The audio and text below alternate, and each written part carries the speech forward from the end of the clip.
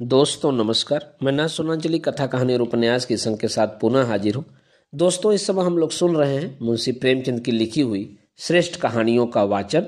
इस कड़ी में आज लीजिए सुनिए मुंशी प्रेमचंद की लिखी हुई एक कहानी निमंत्रण का वाचन मेरे अर्थात ना सुनांजलि के स्वर में। पंडित मोटेराम शास्त्री ने अंदर जाकर अपने विशाल उदर पर हाथ फेरते हुए यह पद पंचम स्वर में गाया।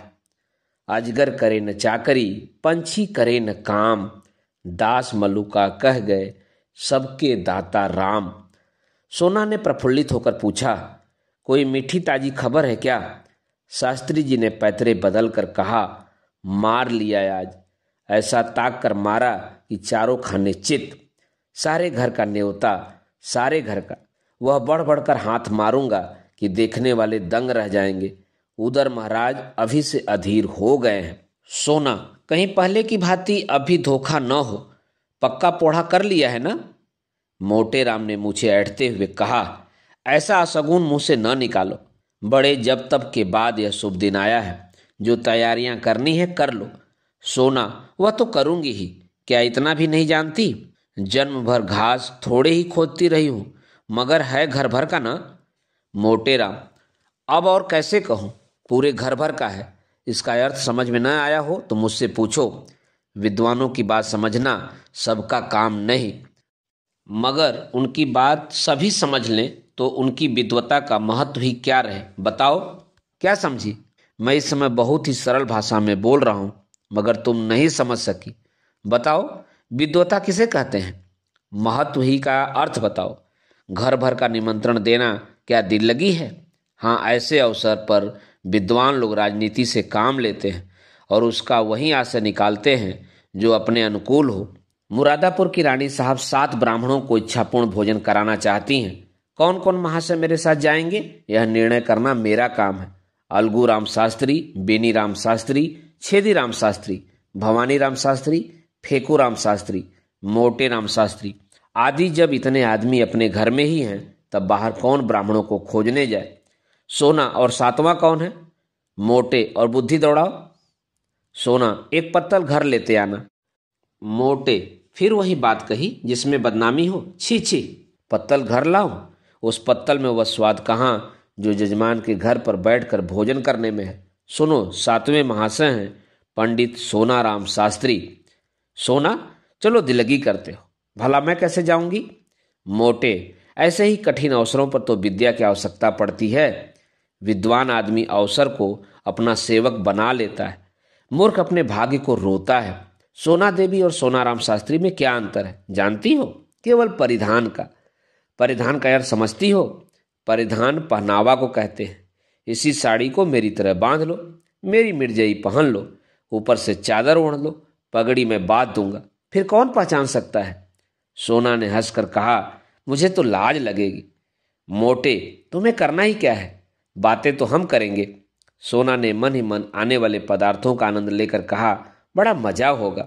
मोटे, बस अब विलंब न करो, तैयारी करो, चलो। सोना, कितनी फंकी बना लो? मोटे, यह मैं नहीं जानता, बस यही आदर सामने रखो कि अधिक से अधिक लाभ हो। सहसा सोना देवी को एक बात याद आ गई, बोली, अच्छा इन बिच्छुओं को क्या करूंगी? मोटे राम ने त्योरी चढ़ाकर कहा, इन्हें उठाकर रख देना, और क्या करोगी? सोना, हाँ जी क्यों नहीं, उतार कर रख क्यों न दूंगी।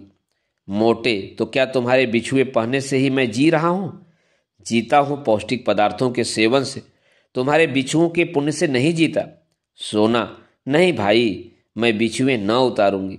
मोटे राम ने सोच कर कहा, अच्छा पहने चलो, कोई हानि नहीं, गोवर्धनधारी यह बाधा भी हर लेंगे। बस पाँव में बहुत से कपड़े लपेट लेना, मैं कह दूंगा इन पंडित जी को फिलपाँव हो गया। क्यों, कैसी सूझी? पंडिताइन ने पतिदेव को प्रशंसा सूचक नेत्रों से देखकर कहा, जन्म भर पढ़ा नहीं है? संध्या समय पंडित जी ने 5 पुत्रों को बुलाया और उपदेश देने लगे। पुत्रों, कोई काम करने से पहले खूब सोच समझ लेना चाहिए कि कैसे क्या होगा। मान लो रानी साहब ने तुम लोगों का पता ठिकाना पूछना प्रारंभ किया, तो तुम लोग क्या उत्तर दोगे?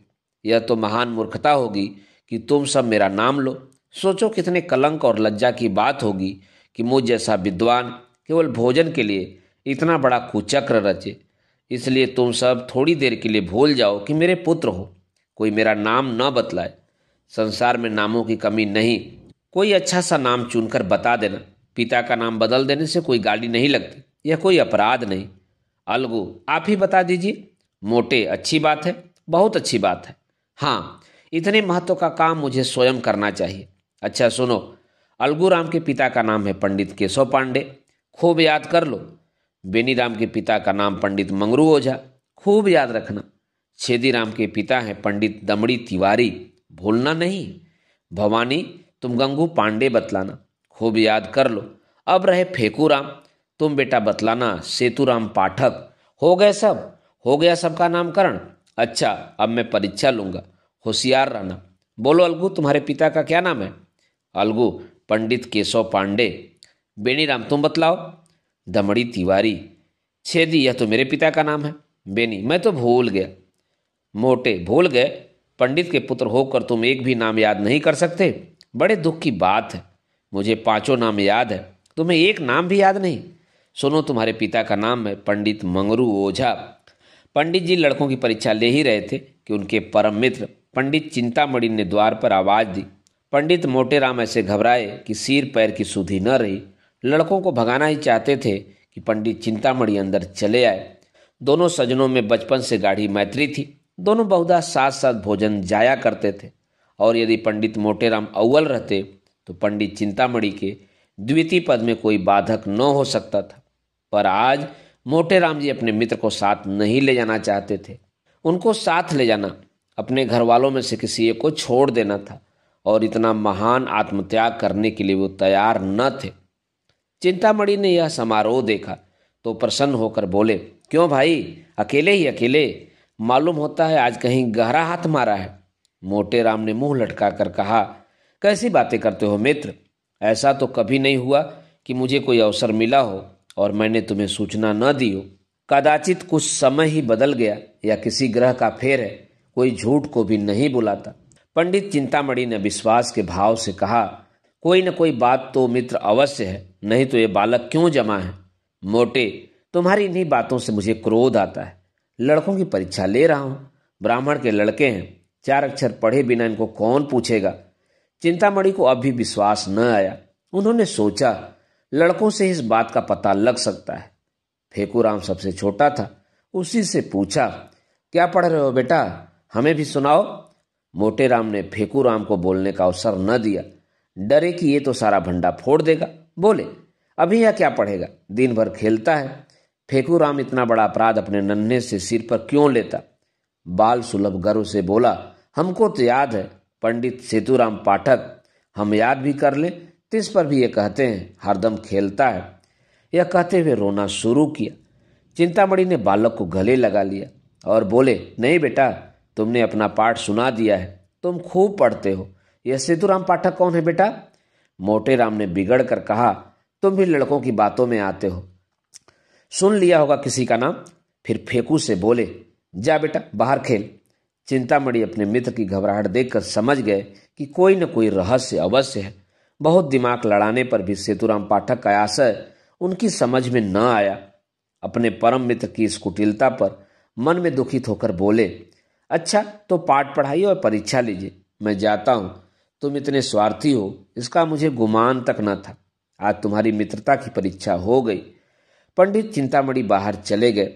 मोटेराम जी के पास उन्हें मनाने के लिए समय न था। फिर परीक्षा लेने लगे। सोना ने कहा, मना लो, रूठे जाते हैं, फिर परीक्षा लेना। मोटे, जब कोई काम पड़ेगा मना लूंगा। निमंत्रण की सूचना पाते ही इनका सारा क्रोध शांत हो जाएगा। हाँ भवानी, तुम्हारे पिता का नाम क्या है, बोलो। भवानी, गंगू पांडे। फेकू, सेतुराम पाठक तो है। मोटे, बहुत ठीक, हमारा लड़का बड़ा राजा है। आज तुम्हें अपने साथ बैठाएंगे और सबसे अच्छा माल तुम्ही को खिलाएंगे। सोना, हमें भी कोई नाम बता दो। मोटेराम ने रसिकता से मुस्कुराकर कहा, तुम्हारा नाम है पंडित मोहन स्वरूप शुक्ल। सोना देवी ने लजाकर सिर झुका दिया। सोना देवी तो लड़कों को कपड़े पहनाने लगी। उधर फेकू आनंद की उमंग में घर से बाहर निकला।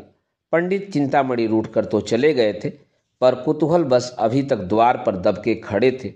इन बातों की भनक इतनी देर में उनके कानों में पड़ी। उससे यह तो ज्ञात हो गया कि कहीं निमंत्रण है, पर कहाँ है, कौन कौन से लोग निमंत्रित हैं, यह ज्ञात न हुआ था। इतने में फेकू बाहर निकला तो उन्होंने उसे गोद में उठा लिया और बोले, कहाँ न्योता है बेटा? अपनी जान में तो उन्होंने बहुत धीरे से पूछा था, पर न जाने कैसे पंडित मोटेराम के कान में भनक पड़ गई। तुरंत बाहर निकल आए। देखा तो चिंतामणि जी फेकू को गोद में लिए कुछ पूछ रहे हैं। लपक कर लड़के का हाथ पकड़ लिया और चाहा कि उसे अपने मित्र की गोद से छीन ले, मगर चिंतामणि जी को अभी अपने प्रश्न का उत्तर नहीं मिला था। अतवे वे लड़के का हाथ छुड़ाकर उसे लिए हुए अपने घर की ओर भागे। मोटेराम भी यह कहते हुए पीछे दौड़े, उसे क्यों लिए जाते हो धूर्त कहीं का दुष्ट? चिंतामणि, मैं कहे देता हूं इसका नतीजा अच्छा न होगा, फिर कभी किसी निमंत्रण में न ले जाऊंगा। भला चाहते हो तो उसे उतार दो। मगर चिंतामणि ने एक न सुनी, भागते ही चले गए। उनकी देह अभी संभाल के बाहर न हुई थी, दौड़ सकते थे, मगर मोटेराम जी को एक एक पग आगे बढ़ाना दुस्वर हो गया था। भैंस की भांति हाँफते थे और नाना प्रकार के विशेषणों का प्रयोग करके दुल की चाल से चले जाते थे। और यद्यपि प्रतिक्षण अंतर बढ़ता जाता था और पीछा न छोड़ते थे। अच्छी घुड़दौड़ थी। नगर के दो महात्मा दौड़ते हुए ऐसे जान पड़ते थे मानो दो गैंडे चिड़ियाघर से भाग आए हों। सैकड़ों आदमी तमाशा देखने लगे। कितने ही बालक उसके पीछे तालियां बजाते हुए दौड़े। कदाचित यह दौड़ पंडित चिंतामणि के घर पर ही समाप्त होती, पर पंडित मोटेराम धोती के ढीले हो जाने के कारण उलझकर गिर पड़े। चिंतामणि ने पीछे फिरकर यह दृश्य देखा तो रुक गए और फेकूराम से पूछा, क्यों बेटा, कहाँ न्योता है? फेकू, बता दे तो हमें मिठाई दोगे ना? चिंतामणि, हाँ दूंगा, बताओ। फेकू, रानी के यहाँ। चिंतामणि, कहाँ की रानी? फेकू, यह मैं नहीं जानता, कोई बड़ी रानी है। नगर में कई बड़ी बड़ी रानियां थी। पंडित जी ने सोचा सभी रानियों के द्वार पर चक्कर लगाऊंगा, जहां भोज होगा वहां कुछ भीड़ भाड़ होगी, पता चल जाएगा। यह निश्चय करके वे लौट पड़े। सहानुभूति प्रकट करने में अब कोई बाधा न थी। मोटेराम जी के पास आए तो देखा कि वे पड़े करा रहे हैं, उठने का नाम नहीं लेते। घबरा कर पूछा, गिर कैसे पड़े मित्र? यहाँ कहीं गड्ढा भी तो नहीं है? मोटेराम, तुमसे क्या मतलब? तुम लड़के को ले जाओ, जो कुछ पूछना चाहो पूछो। चिंतामणि, मैं यह कपट व्यवहार नहीं करता, दिल लगी की थी तो बुरा मान गए। ले उठ तो बैठ राम के नाम लेके। मैं सच कहता हूँ, मैंने कुछ नहीं पूछा। मोटेराम, चल झूठा। चिंतामणि, जनेऊ हाथ में लेकर कहता हूँ। मोटेराम, तुम्हारी शपथ का विश्वास नहीं है। चिंतामणि, तुम मुझे इतना धूर्त समझते हो? मोटेराम, इससे कहीं अधिक। तुम गंगा में डूबकर शपथ खाओ तो भी मुझे विश्वास न आए। चिंतामणि, दूसरा यह बात कहता तो मूछ उखाड़ लेता। मोटेराम, तो फिर आ जाओ। चिंतामणि, पहले पंडिताइन से पूछ आओ। मोटेराम यह भस्मक व्यंग न सह सके, चट उठ बैठे और पंडित चिंतामणि का हाथ पकड़ लिया। दोनों मित्रों में मल्लयुद्ध होने लगा। दोनों हनुमान स्तुति कर रहे थे और इतने जोर जोर से गरज रहे थे मानो सिंह दहाड़ कर रहे हों। बस ऐसा जान पड़ता था मानो दो पीपे आपस में टकरा रहे हों। मोटेराम, महाबली विक्रम बजरंगी। चिंतामणि, भूत पिशाच निकट नहीं आवे। मोटेराम, जय जय हनुमान गोसाई। चिंतामणि, प्रभु रखिए लाज हमारी। मोटेराम, बिगड़कर, यह हनुमान चालीसा में नहीं है। चिंतामणि, यह हमने स्वयं रचा है। क्या तुम्हारी तरह ही रटंत विद्या है? जितना कहो उतना रच दे। मोटेराम, अबे हम रचने पर आ जाएं तो एक दिन में 1,00,000 स्तुतियां रच डालें, किंतु इतना अवकाश किसे है? दोनों महात्मा अलग खड़े होकर अपने अपने रचना कौशल की डींगे मार रहे थे। मल्लयुद्ध शास्त्रार्थ का रूप धारण करने लगा, जो विद्वानों के लिए उचित है। इतने में किसी ने चिंतामणि के घर जाकर कह दिया कि पंडित मोटेराम और चिंतामणि जी में बड़ी लड़ाई हो रही है।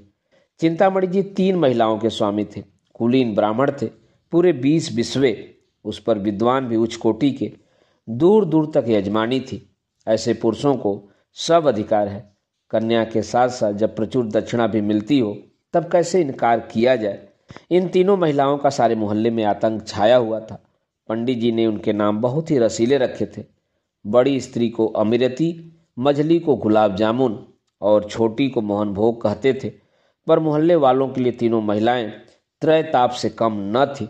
घर में नित्य आंसुओं की नदी बहती रहती।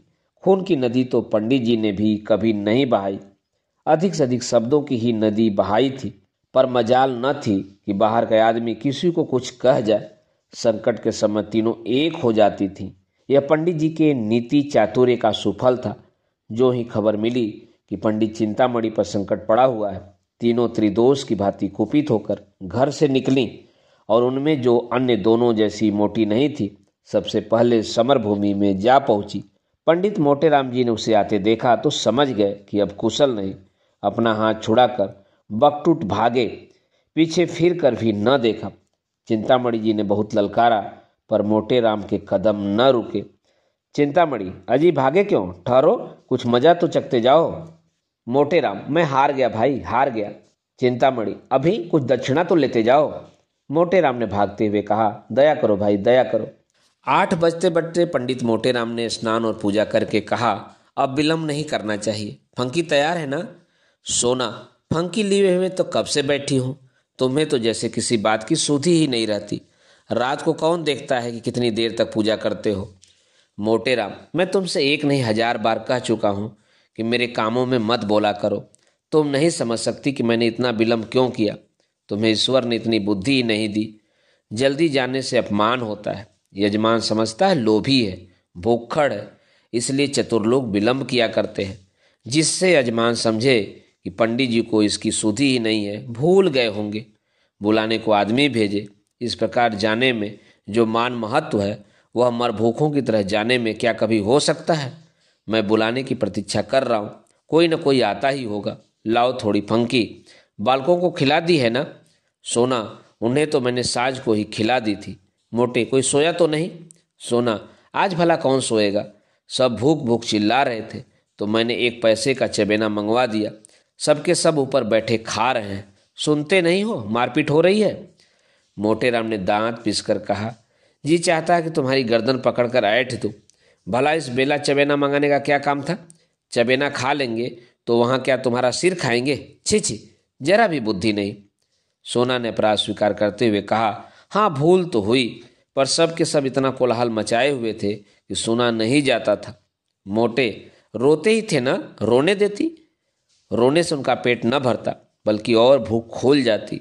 सहसा एक आदमी ने बाहर से आवाज दी, पंडित जी, महारानी बुला रही हैं और लोगों को लेकर जल्दी चलो।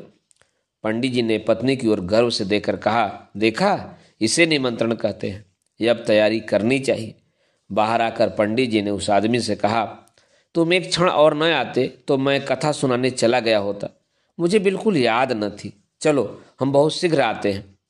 9 बजते बजते पंडित मोटेराम बाल गोपाल सहित रानी साहब के द्वार पर जा पहुंचे। रानी बड़ी विशालकाय एवं तेजस्विनी महिला थी। इस समय वे कार चौबीदार तकिया लगाए तख्त पर बैठी हुई थी। 2 आदमी हाथ पीछे बांधे खड़े थे। बिजली का पंखा चल रहा था। पंडित जी को देखते ही रानी ने तख्त से उठकर चरण स्पर्श किया और इस बालक मंडली को देखकर मुस्कुराती हुई बोली, इन बच्चों को आप कहाँ से पकड़ लाए? मोटे, करता क्या, सारा नगर छान मारा। किसी पंडित ने आना स्वीकार न किया। कोई किसी के यहाँ निमंत्रित है, कोई किसी के यहाँ। तब तो मैं बहुत चकराया। अंत में मैंने उनसे कहा, अच्छा आप नहीं चलते तो हरी इच्छा, लेकिन ऐसा कीजिए कि मुझे लज्जित न होना पड़े। तब जबरदस्ती प्रत्येक घर से जो बालक मिला उसे पकड़ लाना पड़ा। क्यों फेकूराम, तुम्हारे पिताजी का क्या नाम है? फेकूराम ने गर्व से कहा, पंडित सेतुराम पाठक। रानी, बालक तो बड़ा होनहार है। और बालकों को भी उत्कंठा हो रही थी कि हमारी परीक्षा ली जाए। लेकिन जब पंडित जी ने उनसे कोई प्रश्न न किया और उधर रानी ने फेकूराम की प्रशंसा कर दी, तब वे अधीर हो उठे। भवानी बोला, मेरे पिता का नाम है पंडित गंगू पांडे। छेदी बोला, मेरे पिता का नाम है दमड़ी तिवारी। बेनीराम ने कहा, मेरे पिता का नाम है पंडित मंगरू ओझा। अलगूराम समझदार था, चुपचाप खड़ा रहा। रानी ने उससे पूछा, तुम्हारे पिता का क्या नाम है जी? अलगूराम को इस वक्त पिता का निर्दिष्ट नाम याद न आया, न यही सूझा कि कोई और नाम ले ले। हदबुद्धि सा खड़ा रहा। पंडित मोटेराम ने जब उसकी ओर दांत पीस के देखा, तब रहा सा हवास भी गायब हो गया। फेकूराम ने कहा, हम बता दें, भैया भूल गए। रानी ने आश्चर्य से पूछा, क्या अपने पिता का नाम भूल गया? यह तो विचित्र बात देखी। मोटेराम ने अलगू के पास जाकर कहा, कैसे है? अलगूराम बोल उठा, केशव पांडे। रानी, तो अब तक क्यों चुप था? मोटे, कुछ ऊंचा सुनता है सरकार। रानी, मैंने सामान तो बहुत मंगवाया है, सब खराब होगा, लड़के क्या खाएंगे। मोटे, सरकार इन्हें बालक न समझे, इनमें जो सबसे छोटा है यह 2 पत्तल खा कर उठेगा। जब सामने पत्तलें पड़ गईं और भंडारी चांदी की थालों में एक से एक उत्तम पदार्थ ला लाकर परोसने लगा, तब पंडित मोटे राम जी की आंखें खुल गईं। उन्हें आए दिन निमंत्रण मिलते रहते थे, पर ऐसे अनुपम पदार्थ कभी सामने न आते थे। घी की ऐसी सोनी सुगंध उन्हें कभी न मिली थी। प्रत्येक वस्तु से केवड़े और गुलाब की लपटें उड़ रही थी। घी टपक रहा था। पंडित जी ने सोचा, ऐसे पदार्थों से कभी पेट भर सकता है? मनो खा जाऊं, फिर भी खाने को जी चाहे। देवतागण इनसे उत्तम और कौन से पदार्थ खाते होंगे? इनसे उत्तम पदार्थों की तो कल्पना भी नहीं हो सकती। पंडित जी को इस वक्त अपने परम मित्र पंडित चिंतामणि की याद आई। अगर वे होते तो रंग जम जाता, उनके बिना रंग फीका रहेगा। यहाँ दूसरा कौन है जिससे लाग डांट करूं? लड़के 2-2 पतलों में चे बोल जाएंगे। सोना कुछ साथ देगी, मगर कब तक? चिंतामणि के बिना रंग न गठेगा। वे मुझे ललकारेंगे, मैं उन्हें ललकारूंगा। उस उमंग में पतलों की कौन गिनती? हमारी देखा देखी लड़के भी डर जाएंगे। ओह, बड़ी भूल हो गई, यह ख्याल मुझे पहले न आया। रानी साहब से कहूँ, बुरा तो नहीं मानेंगी? ओह, जो कुछ हो, एक बार जोर तो लगाना ही चाहिए। तुरंत खड़े होकर रानी साहब से बोले, सरकार आज्ञा हो तो कुछ कहूँ। रानी, कहिए महाराज, क्या किसी वस्तु की कमी है? मोटे, नहीं सरकार, किसी बात की नहीं। ऐसे उत्तम पदार्थ तो मैंने कभी देखे भी न थे। सारे नगर में आपकी कीर्ति फैल जाएगी। मेरे एक परम मित्र पंडित चिंतामणि जी हैं, आज्ञा हो तो उन्हें भी बुला लो। बड़े विद्वान कर्मनिष्ठ ब्राह्मण हैं, उनके जोड़ का इस नगर में दूसरा नहीं। मैं उन्हें निमंत्रण देना भूल गया, अभी सुधि आई। रानी, आपकी इच्छा हो तो बुला लीजिए, मगर आने जाने में देर होगी और भोजन परोस दिया गया है। मोटेराम, मैं अभी आता हूँ, सरकार, दौड़ता हुआ जाऊंगा। रानी, मेरी मोटर ले लीजिए। जब पंडित जी चलने को तैयार हुए, तब सोना ने कहा, तुम्हें आज क्या हो गया है जी? उसे क्यों बुला रहे हो? मोटेराम, कोई साथ देने वाला तो चाहिए। सोना, क्या मैं तुमसे दब जाती? पंडित ने मुस्कुरा कर कहा, तुम जानती नहीं, घर की बात और है, दंगल की बात और। पुराना खिलाड़ी मैदान में जाकर जितना नाम करेगा, उतना नया पट्टा नहीं कर सकता। वहाँ बल का काम नहीं, साहस का काम है। बस यहाँ भी वही हाल समझो, झंडे गाड़ दूंगा, समझ लेना। सोना, कहीं लड़के सो जाएं तो? मोटे, और भूख खुल जाएगी, जगह तो मैं लूंगा। सोना, देख लेना, आज तुम्हें वह पछाड़ेगा, उसके पेट में तो सनीचर है।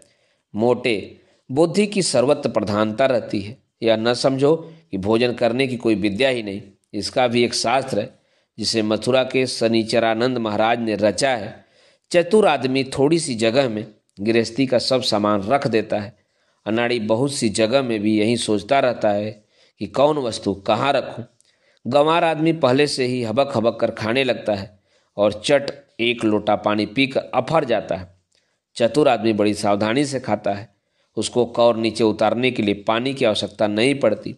देर तक भोजन करते रहने से वह सुपाच्य भी हो जाता है। चिंतामणि मेरे सामने क्या ठहरेगा?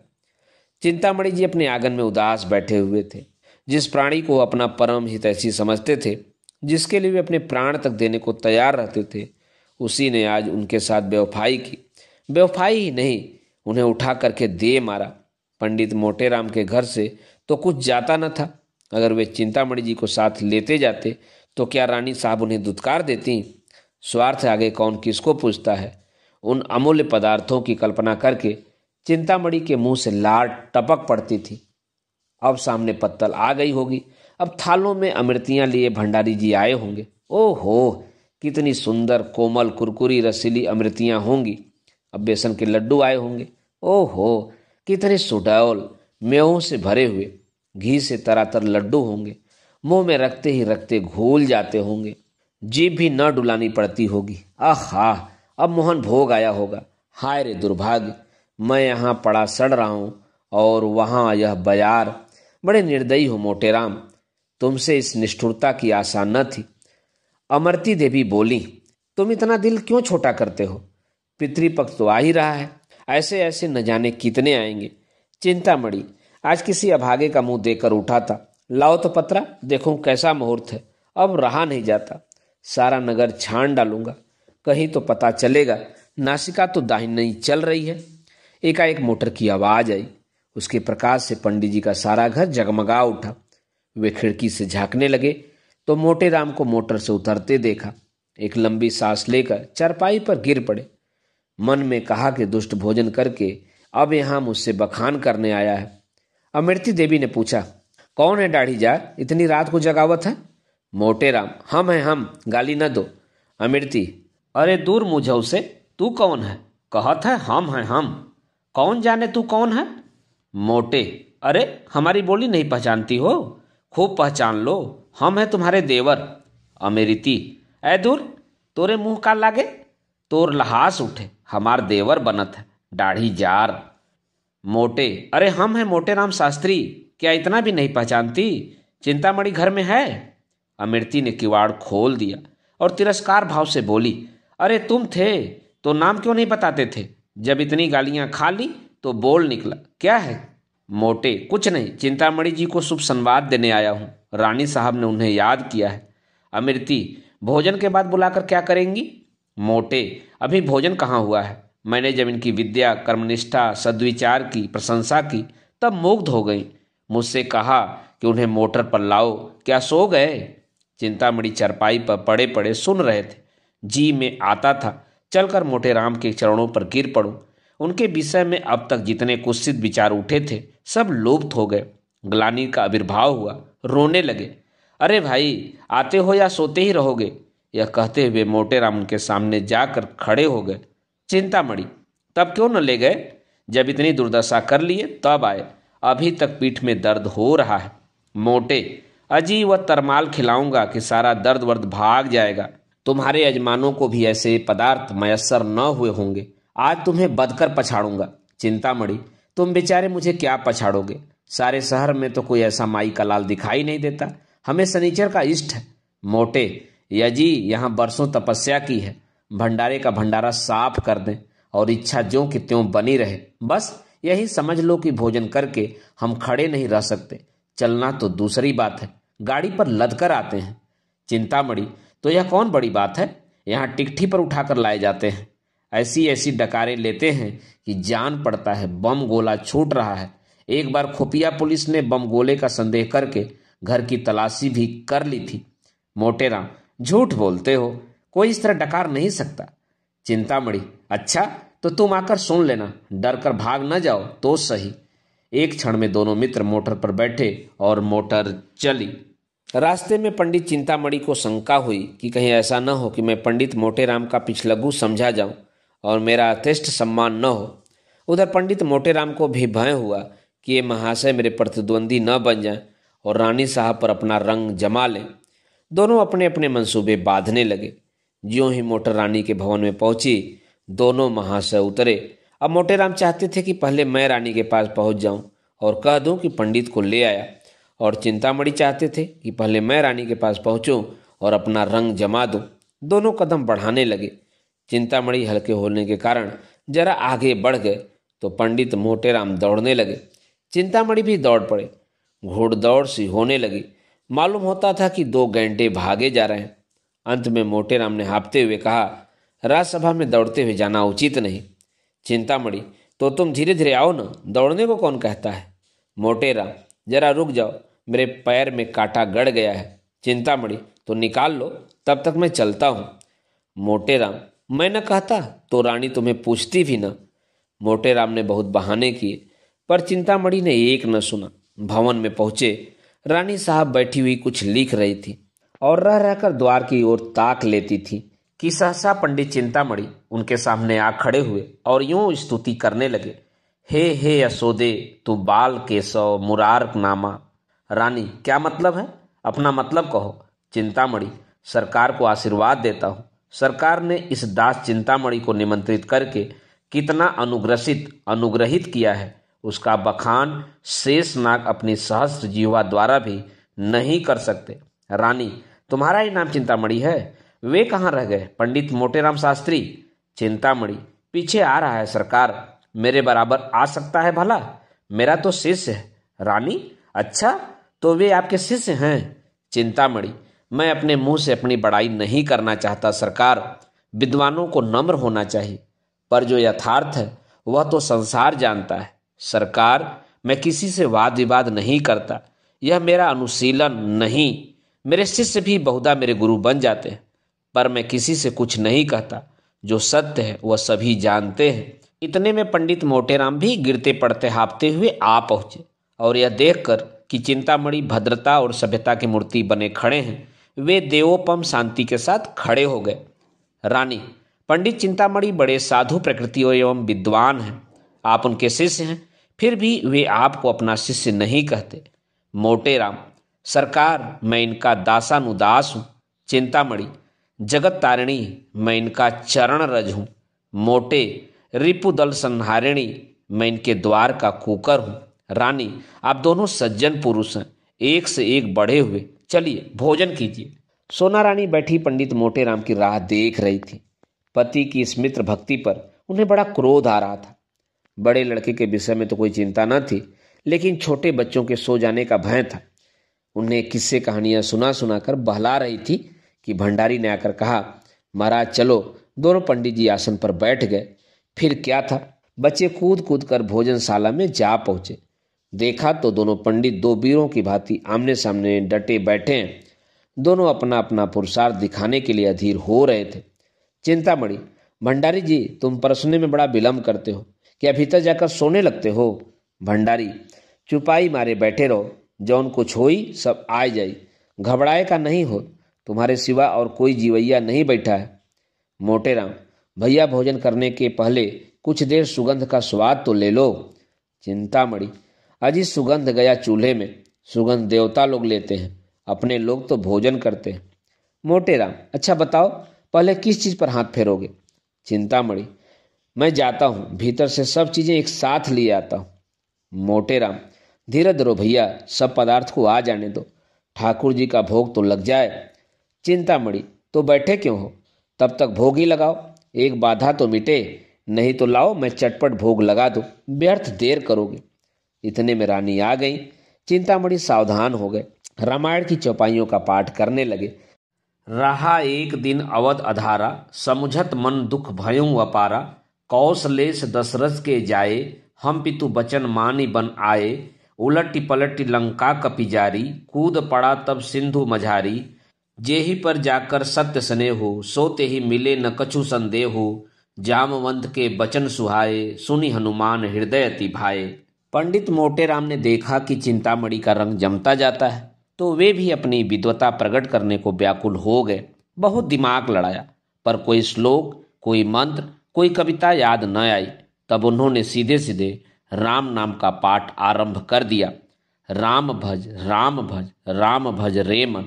उन्होंने इतने ऊंचे स्वर में जाप करना शुरू कर दिया कि चिंतामणि को भी अपना स्वर ऊंचा करना पड़ा। मोटेराम और जोर से गरजने लगे। इतने में भंडारी ने कहा, महाराज अब भोग लगाइए।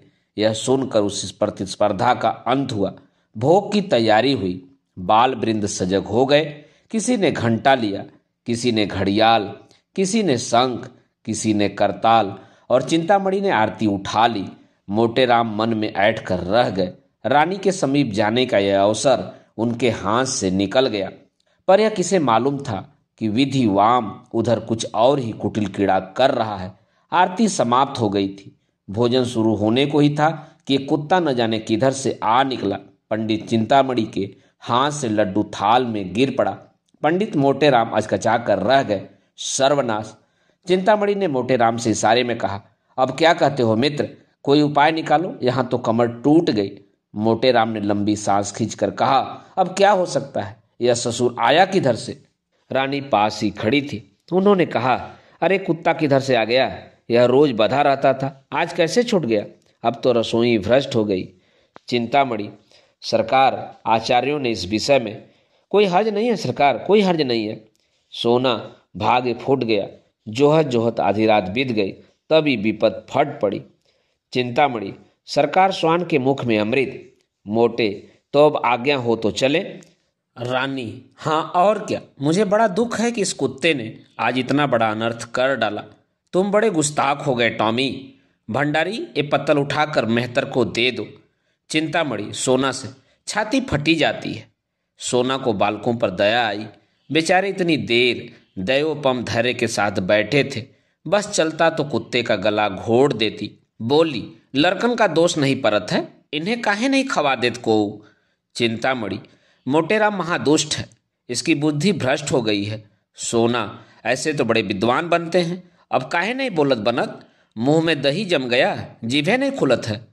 चिंतामणि, सत्य कहता हूं, रानी को चकमा दे देता, उस दुष्ट के मारे सब खेल बिगड़ गया, सारी अभिलाषाएं मन में रह गईं, ऐसे पदार्थ अब कहाँ मिल सकते हैं। सोना, सारी मनुष्यई निकल गई, घर में ही गर्जे के शेर हैं। रानी ने भंडारी को बुलाकर कहा, इन छोटे छोटे 3 बच्चों को खिला दो, ये बेचारे क्यों भूखे मरे। क्यों फेंकू राम, मिठाई खाओगे? फेंकू, इसीलिए तो आए हैं। रानी, कितनी मिठाई खाओगे? फेंकू, बहुत सी, हाथों से बताकर। इतनी? रानी, अच्छी बात है, जितनी खाओगे उतनी मिलेगी, पर जो बात मैं पूछूं वह बतानी पड़ेगी, बताओगे ना? फेंकू, हाँ बताऊंगा, पूछिए। रानी, झूठ बोले तो 1 मिठाई न मिलेगी, समझ गए? फेंकू, मत दीजिएगा, मैं झूठ बोलूंगा ही नहीं। रानी, अपने पिता का नाम बताओ। मोटेराम, बालकों को हरदम सब बातें स्मरण नहीं रहती, उसने तो आते ही आते बता दिया था। रानी, मैं फिर पूछती हूं, इसमें आपकी क्या हानि है? चिंतामणि, नाम पूछने में कोई हर्ज नहीं है। मोटेराम, तुम चुप रहो चिंतामणि, नहीं तो ठीक न होगा। मेरे क्रोध को अभी तुम नहीं जानते, दबा बैठूंगा तो रोते भागोगे। रानी, आप तो व्यर्थ इतना क्रोध कर रहे हैं। बोलो फेंकूराम, चुप क्यों हो रहे हो, फिर मिठाई न पाओगे। चिंतामणि, महारानी की इतनी दया दृष्टि तुम्हारे ऊपर है, बता दो बेटा। मोटे, चिंतामणि जी, मैं देख रहा हूं तुम्हारे अधीन आए हैं, वह नहीं बताता। तुम्हारा साझा आए हो वहां से बड़ा खरख्वाह बन के।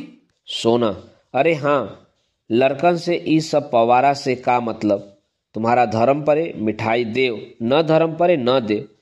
ई का कि बाप का नाम बताओ तब मिठाई देव। फेंकूराम ने धीरे से कोई नाम लिया। इस पर पंडित जी ने उसे इतने जोर से डांटा कि उसकी आधी बात मुंह में ही रह गई। रानी, क्यों डांटते हो, उसे बोलने क्यों नहीं देते, बोलो बेटा। मोटेराम, आप हमें अपने द्वार पर बुलाकर हमारा अपमान कर रही हैं। चिंतामणि, इसमें अपमान की कोई बात नहीं भाई। मोटेराम, अब हम इस द्वार पर कभी न आएंगे, यहाँ सत्पुरुषों का अपमान किया जाता है। अलगू, कहिए तो मैं चिंतामणि को एक पटकन दूं।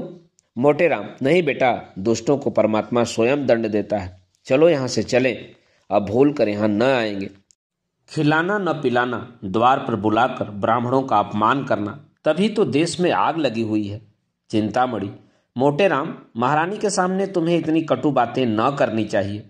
मोटेराम, बस चुप ही रहना, नहीं तो सारा क्रोध तुम्हारे ही सिर जाएगा। माता पिता का पता नहीं, ब्राह्मण बनने चले हैं, तुम्हें कौन कहता है ब्राह्मण। चिंतामणि, जो कुछ मन चाहे कह लो, चंद्रमा पर थूकने से थूक अपने ही मुंह पर पड़ता है। जब तुम धर्म का एक लक्षण नहीं जानते, तब तुमसे क्या बातें करूं। ब्राह्मण को धैर्य रखना चाहिए। मोटेराम, पेट के गुलाम हो, ठकुर सुहाती कर रहे हो कि एक आध पत्तल मिल जाए, यहाँ मर्यादा का पालन करते हैं। चिंतामणि, कह तो दिया भाई कि तुम बड़े मैं छोटा, अब और क्या कहूँ, तुम सत्य कहते हो, मैं ब्राह्मण नहीं शूद्र हूँ। रानी, ऐसा न कहिए चिंतामणि जी, इसका बदला न लिया तो कहना। यह कहते हुए पंडित मोटेराम बालक वृंद के साथ बाहर चले आए और भाग्य को कोसते हुए घर को चले। बार बार पछता रहे थे कि दुष्ट चिंतामणि को क्यों बुला लाया। सोना ने कहा, भंडा फूटत फूटत बच गया, फेंकुआ नाव बता देता। काहे रे, अपने बाप के नाव बता देते। फेंकू, और क्या, वे तो सच सच पूछती थीं।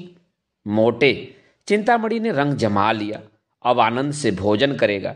सोना, तुम्हारे एको विद्या काम न आई, ऊ तवन बाजी मार लिया। मोटे, मैं तो जानता हूं, रानी ने जानबूझकर कुत्ते को बुला लिया। सोना, मैं तो ओकरा मुंह देखत ताड़ गई कि हमका पहचान गई।